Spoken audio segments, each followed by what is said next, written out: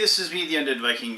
This is another RPG Storytime, or D&D Storytime. I called it D&D Storytime last time. I'm going to start calling it RPG Storytime. Mostly because I'm not always going to be talking about D&D. I'm going to be talking about like other systems or whatever. So this one's going to be a relatively quick story. I know the last one was a little bit long. About my greatest total party kill that I ever had as a dungeon master. This is going to be about, well, you know, it's me, so it's not going to be short. But I mean, it's going to be. I'm going to try to wrap this one up quickly. So this is the story about how I killed a well thought out campaign on my end in one session. So like. So this is. I'm going to go back, and this is mid '90s if I remember correctly. So, yeah, so mid-90s, what I would be in my mid-20s around this time. So, mid-20s, let me see, I was out of college, I was underemployed, I had like 4 or 5 different jobs at the time, but one of the things I had was, in my town, there was a very, very good game store called Omni Game and Hobby, and Omni Game and Hobby no longer exists. But regardless, Omni Game and Hobby, like they always had lots of different RPGs, and they would liquidate them from time to time. So back when I was in junior high, I played a lot of BattleTech, and I just, you know, I think it stemmed from playing a lot of Car Wars, and I just loved the idea of creating a battle mech, and then creating that, and then creating a figuring out how much the weight, and figuring out, you know, the weapons that you put into it, and you know how it would fight and whatever, and I really enjoyed playing that. It was, you know, we didn't play, it was we were now looking back, my friends and I were playing miniatures games basically without the miniatures, and that's what Car Wars and BattleTech were. But we always knew that there was, because I had read the novels, we always knew that there was the game Mechwarrior, which was an RPG element to take BattleTech. So like, not only did you have your mech, but you also had your you had your Mechwarrior within that mech, right? And like, they had skills and abilities, and you know, they could actually get into hand-to-hand combat if they were outside of their battle mech and things like that. And there was a buddy of mine who actually ran a Mechwarrior RPG for a little while. It only lasted like 4 or 5 sessions. He had a good idea of a storyline, but we never really. It never really took off. And I think that might have been a problem with Mechwarrior in general, was because it was like you had 2 characters. You had both your Mechwarrior, and you also had your battle mech, you know, and so it was kind of like, and the same thing is like, I don't know if you remember this as well, but I mean, like, there was auto duel for Car Wars as well, where like you had the character, and then you had the you know, your car, and I think it was like Auto Duel Champions. They actually like mixed. What a weird system. They mixed Car Wars with the superhero champions. I remember there was like the front cover. You can probably find it somewhere. The front cover of that book was actually like, it showed like the superhero like lifting the car off the ground that had the machine guns on it, and there was a guy hanging out the window like shooting the superhero or supervillain, and like the bullets are bouncing off of him, if I remember it correctly. This is way back when, and I remember we did actually try playing like GURPS Car Wars at once, where you made GURPS characters inside the cars as well. I remember we did that too, but I'm kind of getting away from this whole what I was doing. So anyway, the person that ran that Mechwarrior thing, he had all the books, and I don't know, he had vanished into the, you know, like, you know, friends come and go out of your lives kind of thing. So I remember I was at this Omni Game and Hobby, and I was sitting there looking at this, and I started picking up a few of these like source books for BattleTech, like the different areas of like the planets and whatever. because there was so much more than just the battle mechs. There were like, there's the different factions, and then there were not only the mechs, but there were vehicles, and there were the drop ships, and just all this stuff, right? And I think there are even rules for there were rules for the this like spaceships as well. Yeah, spaceships fly like this. Anyway, so like I remember I picked up a few of those background things, and I just because they were really well written, and I read those things, and I would just and a lot of my many jobs had a lot of sitting around doing nothing, and so I did a lot of those. But I remember I picked up the Mechwarrior rules, and one time, and I read through those, and I found it really interesting. And I started like kind of going through like reading this Mechwarrior stuff and reading this world, and I realized that this world that they had created was very, very interesting and very, they did a good job. And before people call, they're so good at world building, which people say all the time now, it just kind of drives me crazy. But back then, FASA, which I don't even think they exist anymore. Oh man, Earth Dawn. Ugh, I loved Earth Dawn. But anyway, FASA had done a really good job with Mechwarrior and BattleTech, and it created something pretty cool. But anyway, so I got all these Mechwarrior things, and I started reading the rules to it, and I was like, you know what? I had this idea for a campaign, and I was just going to be like, okay, and I don't remember everything about the campaign, but one of the core ideas of this campaign was going to be that there was going to be one player that was going to be their, like, because it was going to be in the military, they're going to be their commandant. And then the other players are going to be like these fresh out of basic training type of thing, and they've been handpicked to basically be like this stealth / special operative team that we're going to, if you think about it, like, now, and like I'm trying to like the Voltron team, basically, if you watch the new Voltron cartoon on Netflix, which is fantastic, and it's actually a complete series now, well worth the watch. So I highly suggest you take a moment to watch that. But so think about this. So like I had this idea they would have their own personal dropship, and I don't remember which house. I think it was House Davion, if I remember correctly. That they were, or House Merrick, maybe.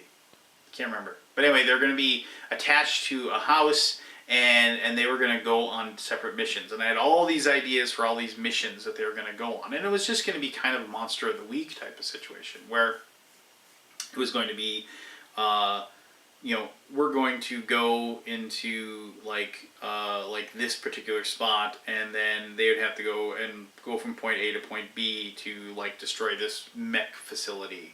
Or they're going to have to go here to go from point A to point B, and they're going to need to infiltrate this base and assassinate this person or something like that. So I had all these ideas, and it was just going to be like a Monster of the Week type of thing. Each session would be a specific thing that they had to take care of. I hadn't really come up with an overarching plot for everything, but I figured that would just kind of come about on its own. So I picked my buddy Jason to be the commandant, and I actually talked to him about it, and like, because there was going to be a little bit of secret information going on, like this would be like Jason's second or third team. He'd gotten the other ones killed. This was kind of a dirty dozen type of situation. They handpicked these people because they thought they were expendable, and that was one of the overarching plot ideas. They're going to figure it out that he had these things before, and so one of the things was that he got to have like an 80-ton mech, which I think was a Marauder, one of the big giant things with all the particle projection cannons, the big giant damaging ones. If you're not familiar with the rules and the terminology, I apologize. I'm really not going to go big into that. But so he was going to have this really big, like just massive mech, but everybody else was going to have like smaller mechs, smaller, more mobile mechs, 30 or 40 tonnage mechs. I think the Marauder was 80, as I said. They were going to have smaller mechs, and they were going to like work together, and then it was going to be one of the things too where they would be slowly rewarded with better mechs as they went along, that kind of thing. And so the idea is that their very first mission was going to be that they weren't going to know who the commandant was. So there was going to be like I think there was a total of 4 players. So there's going to be 3 of these guys that had these 30 or 40 ton mechs. And I don't remember what they were. I mean, they weren't tiny like locusts or wasps or anything. They were decent, but they weren't great, right? I mean, it's just because tonnage was king. The bigger the mech, the more stuff it could have, the more armor it had, the more, whatever. So the idea is that they'd be sent on a mission, and they were going to be sent into something that was going to be relatively simple, but they're going to get there, and then this Marauder mech was going to be there, which was going to be Jason and his mech. Now the trick is that they it's kind of an Ender's Game thing where they were going to put the other 3 people into their mechs, and then they would think they were in the drop ship, and they were going to be dropped, and they were going to basically make it look real, like to them. All of their view screens were going to be like real, but it was all going to be virtual reality. And they were going to come into this clearing, and all of a sudden this Marauder was going to be there, like something way more powerful than ever should have been there at all. And the idea was, in the back of my head, was because this Marauder was going to be so big and so tough, it was going to just wipe the floor with them, because it was just going to be able to blast them to pieces. And as they got killed off one by one, then basically they would think they were dead, and then the whole thing would come off, and then they'd look up and they'd see that like the commandant was getting out of another virtual reality thing, and he was going to come over and judge them and just say, it's just like, I expect more out of my recruits, get some sleep, we leave tomorrow at 5 a.m., some sort of badassery like that. But here's the problem. I screwed up, and I didn't realize that like basically these 3 40-ton mechs were gonna actually start handing Jason and his giant mech his ass, for lack of, apologize for my French. He basically couldn't focus on one of them long enough to do enough damage to them to knock them out, and they started piling up the damage, just shooting him with rockets and lasers and whatever. And I eventually told him, just no matter what, just like continue pretending to knock off damage on your armor and your internal structure, but you can't lose. Like, you will eventually win. You won't lose this combat. It's like you will continue to beat them down, and eventually you'll win, and that'll be that. So, but here's the other thing. I had forgotten when I was younger how long those combats can take, because of the fact that people are deciding where they're going to turn, where they're going to twist, where they're going to jump to, all these things. And so, because I didn't have anything to do other than observe, I got bored. And so I met Jason and Craig were 2 of the players, and they lived in an apartment together. We were at their apartment playing the game. And so I was bored, and I got up at one point, I went and turned on a TV, and I started watching TV. And like every once in a while, Jason would ask me a question, and I'd say, oh yeah, that's fine, whatever.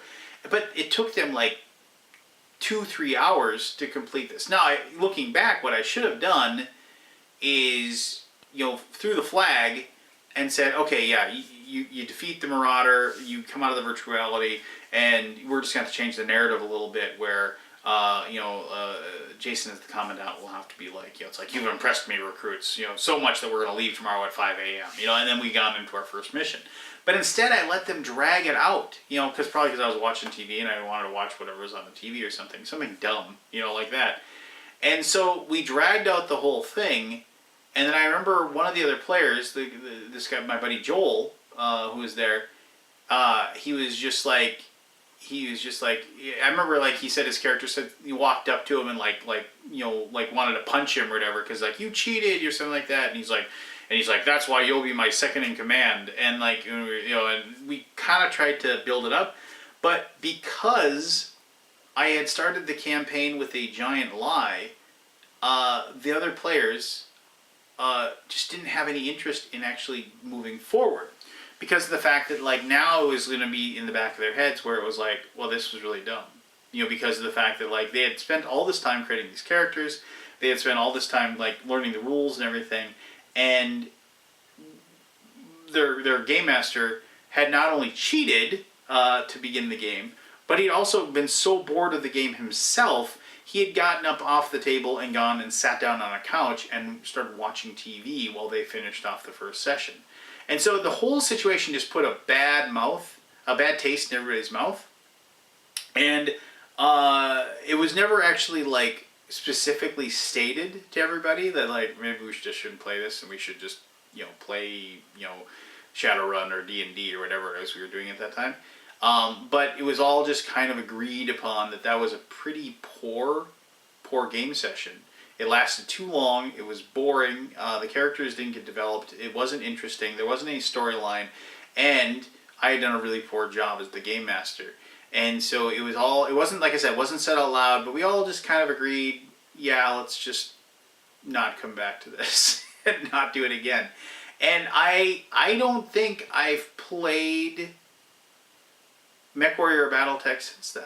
And I still have all those books, and maybe someday I'll go back to it. But there you go. That was the day that I ruined a campaign as the game master with the very, very first session. And killed it off. So, yeah. So there you go. That was an RPG story. I hope you enjoyed that. Like I said, I got tons of these. They are like 40 years worth of this stuff.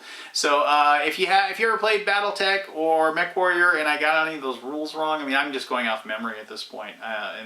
And before I lose all these memories that are in my head, by all means, post away, comment upon any BattleTech or Mechwarrior memories you may have. I'd love to hear those.